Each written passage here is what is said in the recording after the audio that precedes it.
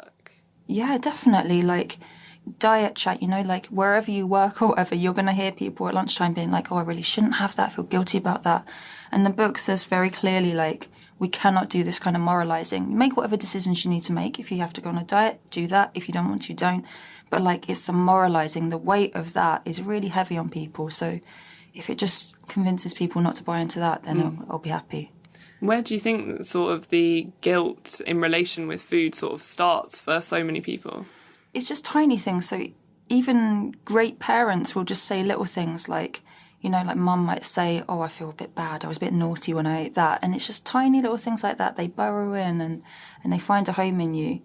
And as well, obviously, like the media is pretty polarizing. So we're told on the one hand, like, you should have self-discipline and you should be exercise restraint and stuff like that. And on the other hand, it's like excess, glory, like indulge yourself, self-care. And, we're really split. And I don't think that helps us. And how easy or difficult do you think it is to find that middle channel or to embrace both?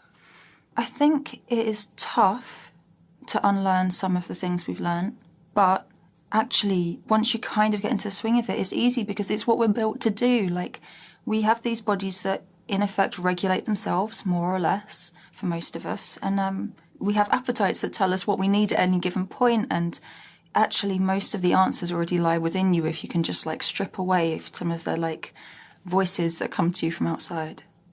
And in the book, you write really vividly about things from blackberrying to sipping a wimpy milkshake. Mm-hmm. Do you have a really great memory when it comes to food? I have lots of, like, strong memories when it comes to food. Obviously, there are some good ones, but I find, like, the most potent ones are the bad ones.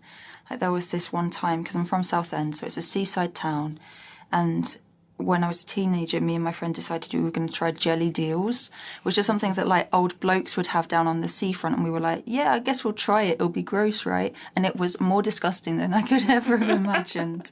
So I remember that taste very vividly. Yeah. I remember eating a pickled egg that someone brought back from China. And really? That I will They brought never it back from forget. China? Yeah. Wow. It was potent. Yeah. Yeah. And what would you say your favourite memory is associated with food?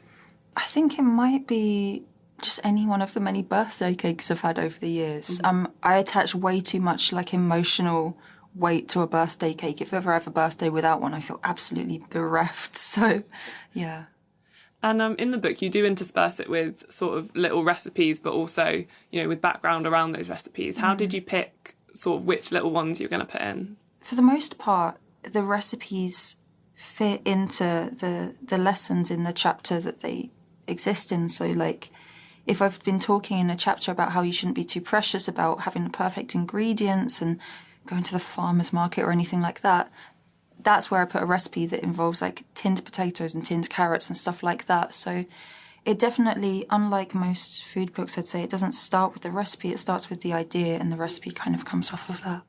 And when you do create a recipe book, does your relationship with cooking change at all, given that there's such a process involved in that? Yeah, it's dreadful. I hate writing full-on, start to finish recipe books with, like, 150 recipes because, I mean, once it's done, you're proud of it and it's like, yeah, great. But for the time you're testing those recipes, you go a bit mad. Like, it's so full-on. And, I don't drive, so I just spend my whole life carrying groceries around and testing to the early hours of the morning. So actually writing this book was way better for my, like, personal health and eating because I was actually able to research and then get dinner and stuff like that rather than just being in this kitchen craziness.